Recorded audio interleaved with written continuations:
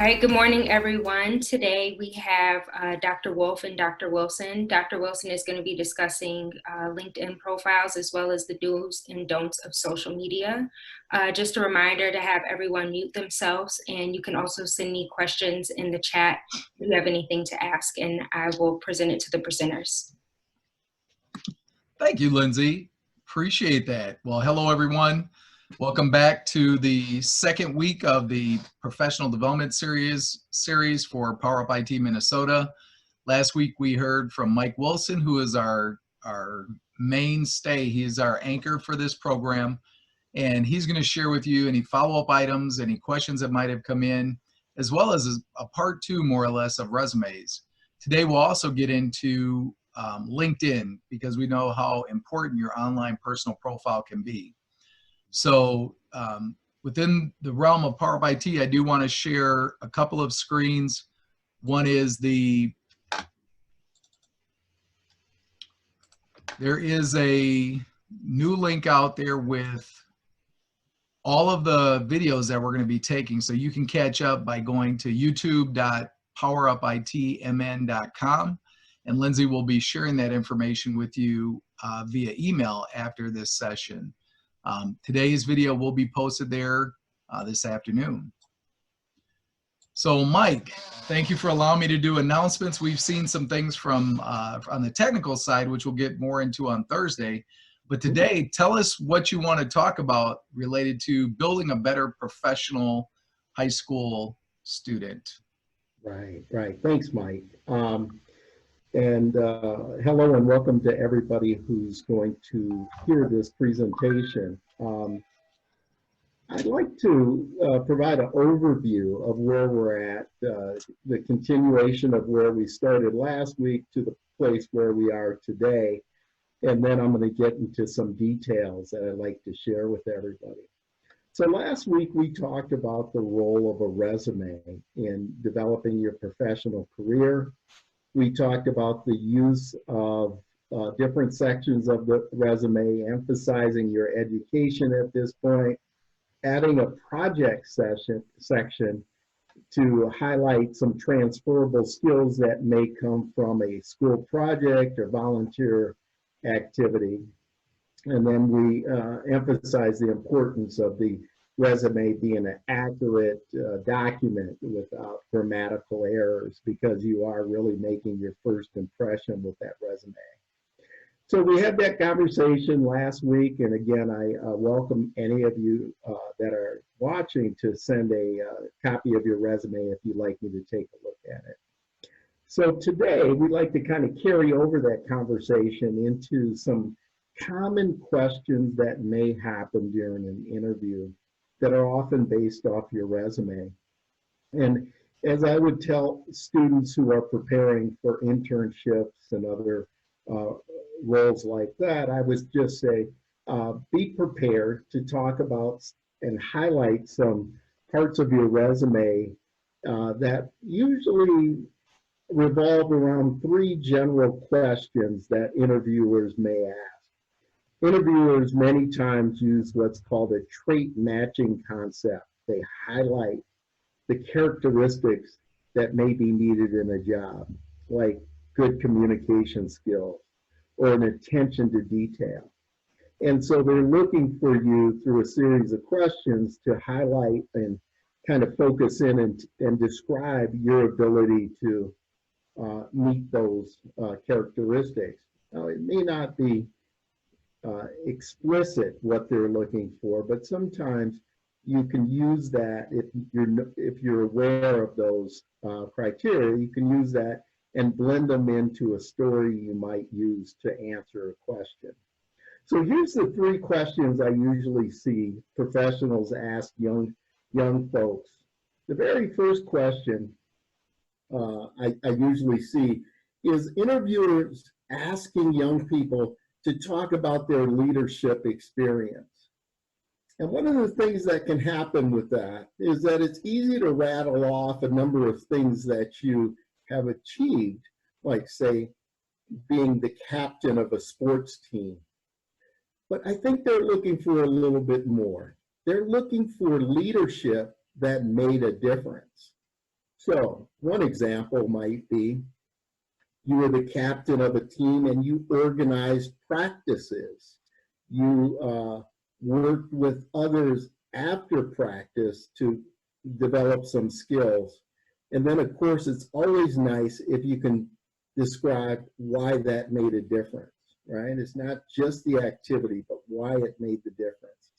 So leadership skills is one thing I think all of us should be prepared to discuss as we're moving forward. The second question that comes up, and this one's a little bit trickier. Many recruiters ask you to describe some obstacle that you've overcome. And this one, I would emphasize obstacle light, right? There may be a tendency to talk about something that may be pretty significant in your life, but that can be a little bit tricky. If you were to describe, say, a difficult situation at home, that could take somebody who's interviewing you in a couple of different directions that may not always be positive. Instead, I would focus on something like a difficult problem at school. And I might answer that by explaining how you might have organized a group of students to study the problem more in depth, do it collaboratively, with an emphasis on the outcome. After we met as a group, we were able to pass that assignment. Again, using school descriptions or stories to answer these questions is probably the safest way to do it. It could be something as simple as I was having difficulty with math and I went in to the instructor to get some extra practice and work with my instructor on this. And what happened? Well, as a result of that, I went home and I did extra homework each week, and a better outcome came about because of my grade. Again, emphasis on the outcome. So that's a real common question, something that was overcome, that you overcame. It could be a project. We had an issue with a school activity. There wasn't enough books to go around, or a church activity. How did you solve it? Well, we had folks pair up and you can go from there. So those are a couple of questions that I kind of consistently hear from students as a question being asked as you transition to a professional career. And the last one is a basic question of who are you? Here we want a short 60-second description of who you are that you can use in the elevator. And some people use it as describe it as elevator conversation. For that, I would emphasize that you focus on positive attributes, things that people should know about you, things that people can remember and take away. You might be a deep thinker, you might have attention to detail, you might be energetic. Whatever that might be that describes you, trying to get that into a minute description of who you are is a real accomplishment and something that should be thought of. I think the other thing is, with young people, especially throughout high school and college, I think there's a fine line, and I think what I have a tendency to see a lot is young folks are a little bit too humble to talk about their accomplishments. They may have accomplished a lot, but they're not always comfortable talking about their accomplishments. And I think the more you do that, the better off you are. I always encourage folks to talk about your accomplishments in just a matter-of-fact way. I'm on the dean's list, member of the school choir. I participate in debate. I've won some regional tournaments or what have you. But to describe yourself just as a matter-of-fact way of focusing on your accomplishments is worthwhile. So that's the way I'd like to wrap up the resume conversation, because the resumes often lead to interviews. I'd like you guys to be as prepared as you can and to kind of understand and see what might be coming. The next thing I like to do, though, is turn our attention to LinkedIn. And I'm going to go through a series of slides that highlight LinkedIn and the role of LinkedIn, which is a social media tool. Many of you guys may have heard of, some of you may have not, but it is the wave of the future. And some people believe it will likely replace resumes. So let me go to the slides for this, and then we'll walk through this and answer any questions you guys may have here.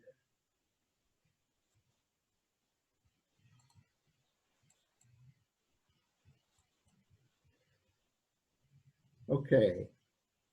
So the nature of this presentation is LinkedIn and why you should have an account.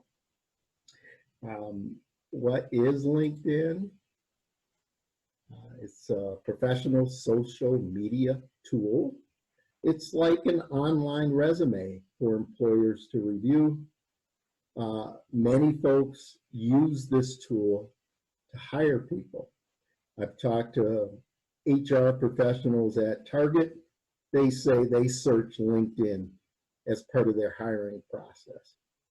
It's also a very important network tool. You can get a chance to see who works where. You can get a short summary of what people have accomplished. It's a good way to reach out to others and ask for things like express an interest in a job, or ask for an information interview to learn more about another professional. And usually those tools, this is a good way to do it. So why is it so important? This thing is huge in the professional community. 500+ million users. It's adding folks every single time or every day. This isn't really a time to be modest. We want to think of ourselves as having a brand, and this is a way to put up a billboard to describe your brand for others to be able to see.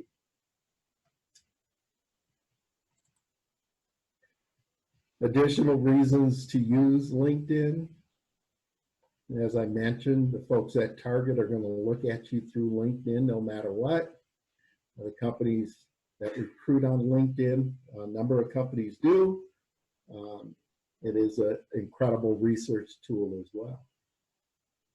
So one of the things I'd like to share with you guys is one of the considerations that I've had, which is, okay, you've got all these different social media tools, right? So what do you use for each one of them? And some of you guys may be familiar with that, with a kind of issue that was recently promoted, or we've seen quite a bit in the media. Let's see if we can get to that one. Where we, Lindsay, I may need your help here.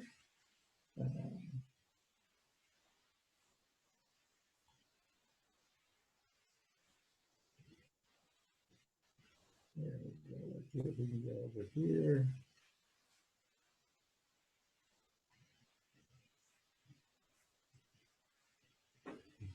Okay, here we go. So this one was used by Kerry Washington. I thought this is a pretty good summary of how I probably see social media, like so many others.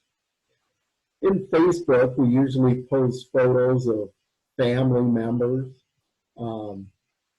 pretty safe area to play in and share with family members different posts about what we're up to. Instagram might be a way to describe how we're pretty fly in the types of parties and activities that we go to.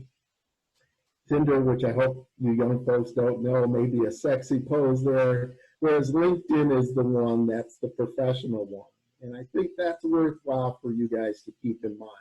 When you think of your professional career, I want you to think of your brand as being on a billboard through LinkedIn. This is not the place for a lot of jokes, political statements, those types of things.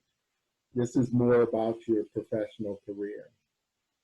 So I want to hop back to the PowerPoint slide and get kind of move it along here. So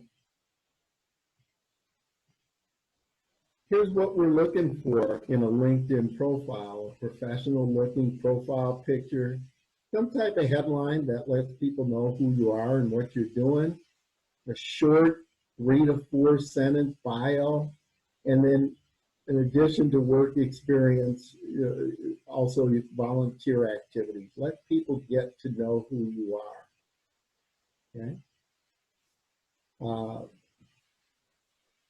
It's also, like I mentioned, a great tool for networking, which a lot of young people may not be familiar with networking, but basically networking is the idea of sharing information and requesting information in a way that's going to promote your development. So I may ask somebody if they're aware of job opportunities while also offering something if I feel I have to offer them in return. We call that social capital, the idea that we're exchanging information that both of us may benefit from.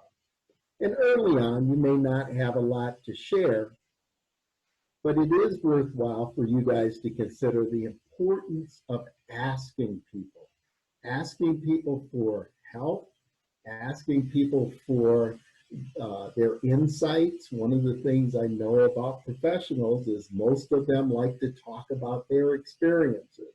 So I encourage you to ask others, can you tell me about your career? Can you tell me how you became in this specific role? It's also worthwhile to have others who know you to endorse you. So here's a few do's and don'ts about LinkedIn. We want to show a positive message. We want to keep our images appropriate. We want to join groups that you think are interesting. You want to promote your skills. Of course, the don'ts include don't post any illegal activity. Don't keep the haterade out of there. Don't talk about folks. Don't post confidential information. And of course, don't lie. This is not the place for that. Everybody hears, and this happens in the media every once and again, where somebody in a high-profile position had to leave their position because they embellished or lied about their accomplishments. Don't do that. It's too easy for folks to find out who you are and your background. Just be your authentic self and keep your images positive, and I think you'll find that it'll be a good tool for you guys. So with that, I'm going to shut it down and then answer any questions or go for examples if you guys like.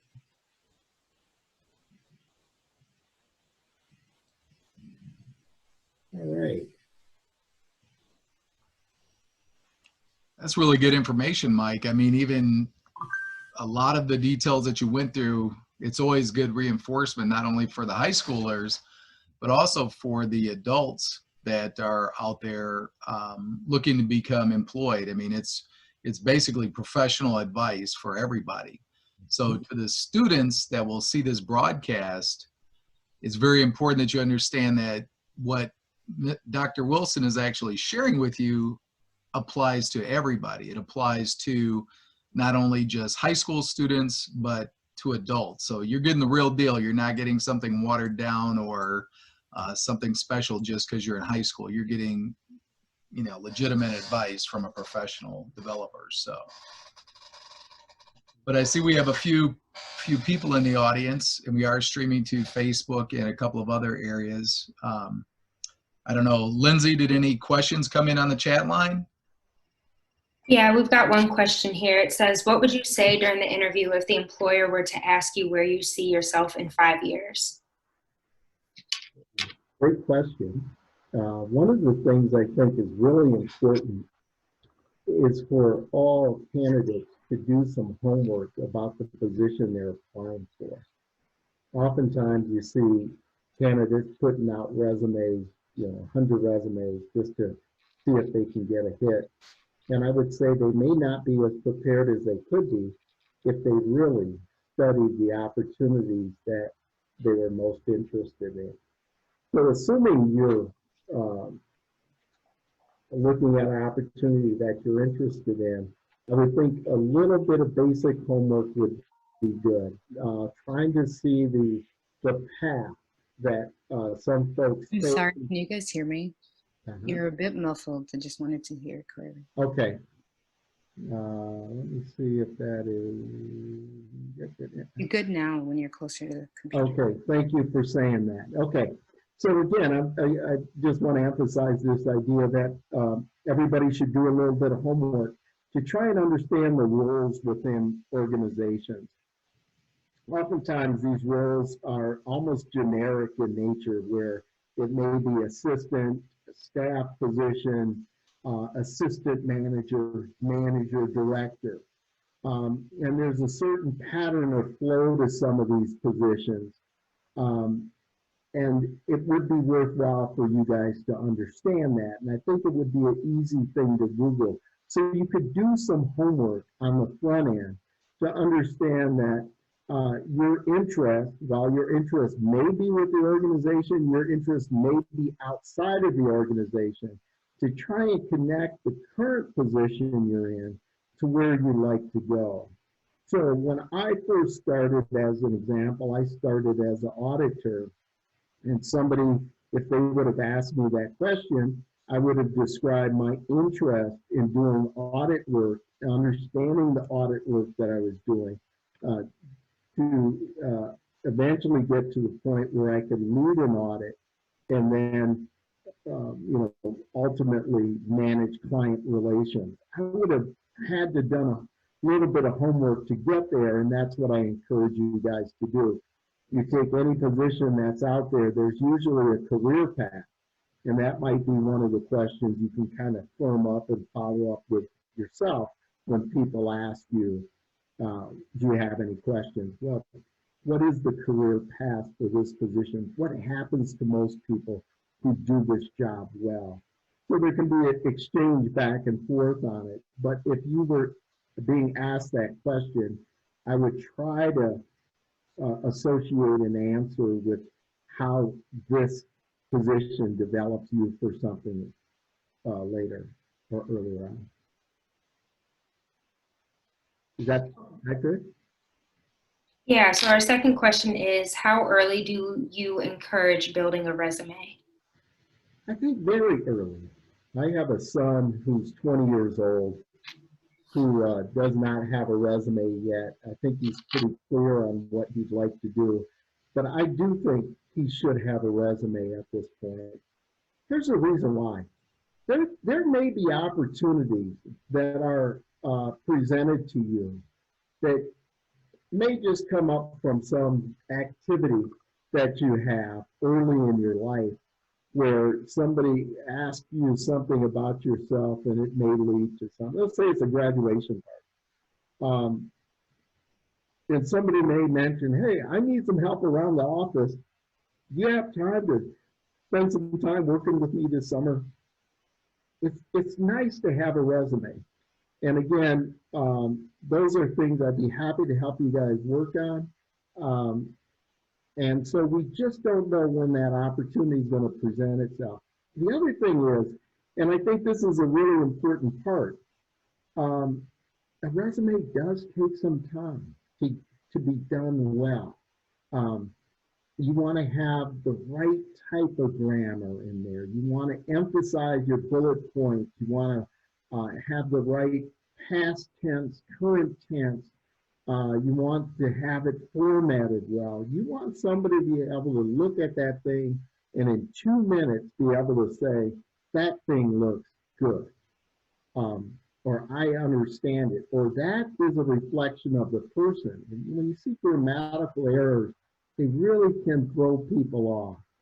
So let's be clear. Having a resume is a good thing to do, but I wouldn't recommend anybody put together a resume that isn't accurate and well done.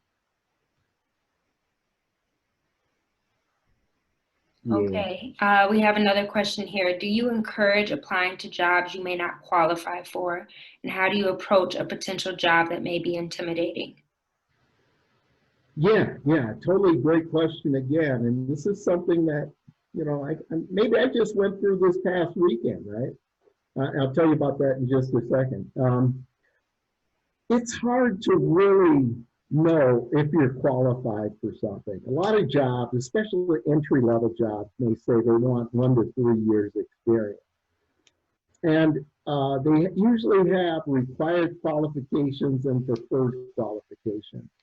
So one of the things is that if you don't see yourself reaching the required qualifications, I would just be prepared for an outcome that you don't like, but I wouldn't say don't apply, because there's exceptions that are made all the time, right? And especially on the preferred qualification.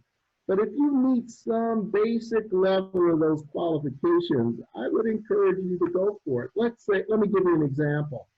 Let's say you're a senior and the required qualification is that you have a high school diploma. Well, you're a senior, you don't have it. Would I recommend you apply? Yeah. I would emphasize the fact that you're on track to graduate in May and you'll accomplish this shortly. Same thing applies in maybe a professional role if you are close to graduation. So, you know, depending on what that skill set is, I would say, yeah. I would consider it if you could kind of spin a story that encourages people to think of you in the future as, you know, very quickly going to get to that level. I think also if you have an equivalent amount of work experience. So if they say they want this, but, you know, let's say they want a marketing director and a required qualification is a marketing degree, but you've done marketing and you've been in a director's role without a degree, I'd probably encourage you to apply for it. The idea of being intimidating, I probably look at interviewing a different way than many. What I really like to say is I want to really focus on my likability. I want people to come away with the idea that no matter what, you're going to like me. I'm not going to be so uptight and so focused on getting the right answer that I'm going to lose who I am, right? So when I think of an interview, I want people to know at the end of the day that Mike's a great guy. But I mentioned that I would share with you guys an experience somewhat similar to this question, maybe not exact, but maybe you guys can take something from it. One day, I don't know when, but one day I think about relocating to warmer weather. Still not sure where. But an opportunity came up for me to work in Asheville, North Carolina. It seemed like a pretty cool place. So I put my name in the hat to be a college professor at Asheville, North Carolina. And, you know, required qualifications, preferred qualifications, you know, I felt like I was close enough to get my name in there. And the one thing I've always believed is if I get an interview, I think I can get in the running, right? But if somebody doesn't like my qualification, I'll just say, no, that ain't gonna work. Yeah, try someplace else. Well, I got an interview, and it was an all-day interview on Friday. So I'm talking to these folks, there might be 8 people in the whole meeting. I got to give a teaching presentation at lunchtime, and there's all kinds of stuff, and I'm not quite sure what they're going to ask me. They may ask me something that's, you know, a little bit off my path. but what I did is I did my homework. I learned a little bit about the school. I understood who their students were. I brought to that interview some ideas of my own that I believe were kind of central to what I think is happening in higher education. And I couldn't ask for a better interview. Great interview. Had a great talk with people. I learned who likes to ride motorcycles. I learned who, relocated like me from Buffalo and comes in and out. And that, so it wasn't all just professional technical stuff. And I was complimentary when I could be. And then I was prepared to answer questions, which I didn't know where they would be coming from. But the main thing I wanted, I wanted everybody to think Mike was a great guy and easy to work with. And I think I got there. The problem is they want me to move there right now. I don't want to move anywhere right now. So who knows? Maybe that could lead to something a few years down the road. And that's the main reason why I did it. Does that make sense? So if I look at an interview as an opportunity for somebody to really get to know me, and for somebody to think of me as a likable guy, I think that's probably 75% of it. Because at the end of the day, people have to like you. People have to think they can work with you, regardless of your technical skill. That make sense? Good. If there's any follow-up, please let me know. Nope, that was it on the questions. So, thanks, Lindsay. So I do have a question, Mike, and I know you touched on it and around it, but when you go to actually apply for those jobs, you're right. People do check your Facebook profile, your Instagram profile, Twitter, and there are actually tech companies and companies that go out there, and larger companies that have the money, they have tools where they go and create your profile. They will look at all of the words that you've typed that they can find that your handle is on, and they will actually do this thing. And I should actually find the actual reference. I think it's called a lexiconical score or something like that. So if on Facebook you use a lot of explicatives, bad words, they actually have a way of ranking and scoring that. And so if you present yourself as, goody two shoes, but then you have a mouth as what they say of a sailor, there are actually some pretty cool high-tech things that go on that a lot of companies use. And I know that there must be in some states, there's different regulations and all that, but the advice is whatever you post out there is definitely permanent. The one thing is LinkedIn. I always like to refer to LinkedIn as the Facebook of you actually working for a living. Right. So yeah, no, that was incredibly wonderful information, Mike. On we here at Power Up IT, and Lindsay, we appreciate you taking your time away. Before we do go, I do want to share one screen. Or Mike, was there anything else that you wanted to cover? Did we want to talk about anything coming up or anything else you wanted to cover before I kind of transition us out?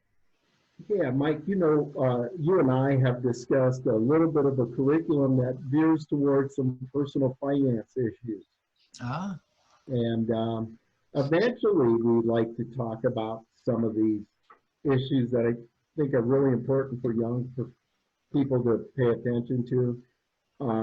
That'll be a future package. And then trying to understand who you guys are as a person through a Myers-Briggs or some type of assessment of who you are may also help you interact with the community. I'll just leave you guys with this one. When I was a young person trying to get started, I had a sense of humor that was probably a little bit different. I had a person who I valued as a mentor who said to me, Mike, you're thinking your sense of humor is being received this way, but it's really not. You're self-deprecating, making fun of yourself, but be careful. People may not see that. in your humor. So I think it's important for us to spend some time thinking about who we are, and that'll be something we'll think about. We'll be talking about in the future. Is that good, Mike? As soon as I come off mute, absolutely, Mike. Okay. And we'll publish the entire schedule we're working on. We have a couple of surprises for everyone in the upcoming weeks. So as you know, we're going to run every Tuesday through May, which will bring, for all practical purposes, the local Twin Cities public schools to closure. And assuming that we will return back to some level of new normalcy by then, I think these topics are absolutely incredible. And I love the idea of you bringing up finance, because that is one of the things that we've done in class is talk about, okay, now that you become a developer, now that you become a professional, or now that you've got this job, you know, what are you going to do with your money? You know, and I've always shared the experience of, I think the first thing I did when I first got a paycheck, knew I was going to get income, I would have bought a sports car. It was probably the dumbest thing I could have done. In retrospect, you know, I should have kept driving that hoopty, but I had, you know, I saw dollar figures and I got so excited, and I wanted to keep up with my friends who I thought that they were doing something. So yeah, I definitely can chime in on that one. So when we get to talk about finance, I will be your poster child of what not to do. Yeah. The other topics that I know we're going to talk about in the upcoming sessions are, you had mentioned about being able to do the elevator spiel, right? Or the 30-second, or when we were talking about resumes, you want to be able to encapsulate who you are in 60 seconds.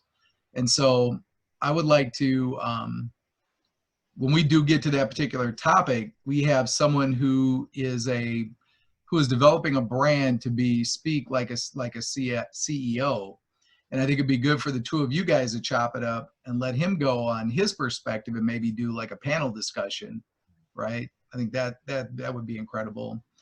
And also etiquette. We went into a lot of detail about, you know, we prepare them academically, you know, great grades and all this, but we don't necessarily overemphasize the importance of your appearance, not only just your online appearance, but your appearance when you end up in these situations where you're in a mixer, right? For the lack of a better term, you're a high school student or a recent graduate. You end up in a situation where there's a lot of adults. You don't know who is who. It's all new and foreign to you. And you know, you just can't go in there letting your guard down. You know, you don't sit down, put your feet up on the table, or grab a handful of, you know, cheese and crackers and run around. So I think etiquette is also going to be very important. So although I know, you know, and Lindsay knows what the upcoming schedule is, I think it's going to be very exciting for the students, as well as any adults that join us, to participate in that, those particular sessions. And as you know, we're going to meet every Tuesday and also Thursday. I just want to put a plug in for, and I'll share my screen here real quick, is we're going to have Miss Shakaya Richmond. She is an enterprise account manager at Comcast for Business. So what she does is she brings in the heavy horsepower communication lines, the gig and the fiber, into major businesses that need like instantaneous internet. So she is very technical, has a very interesting background. And so we'll be speaking with her on Thursday at this same time at 11:30. So without any further ado, Dr. Wilson, our guest, Lindsay, and on behalf of PowerUp IT, Minnesota's IT Center of Excellence, thank you all very much for joining us, and we will catch you next Tuesday